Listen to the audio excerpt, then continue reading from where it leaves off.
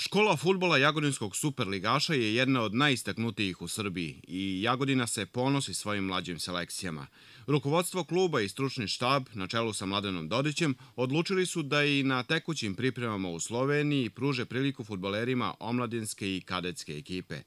Jedan od onih koje su uvrstili u prvi tim je Igor Ivanović, igrač kadetske ekipe, reprezentativac Srbije, najbolji strelac Jagodine sa 8 pogodaka u minuloj sezoni, ofanzivni vezni igrač, mada za njega kažu da je svestran fudbaler, može da igra na svim pozicijama.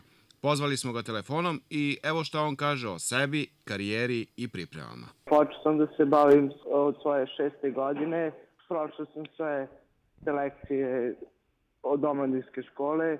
Sada su me pozvali za prvi tim. Evo smo ovdje u Sloveniji na pripremama.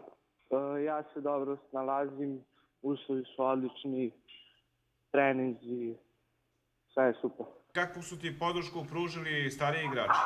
Dobro, oni pokušavaju da mi pomognu, tu su uvek sve što mi treba, sve što ne mogu da se snađem, oni mi pomognu što ja ne mogu sam da uradim. Šta očekuješ u nastavku svoje karijere? Da li su ti svi planovi isključivo vezani za Jagodinu? Za sada da ostanem ovdje u svom gradu, u svom klubu, tu da odrastem, pa za dalje ću da vidim.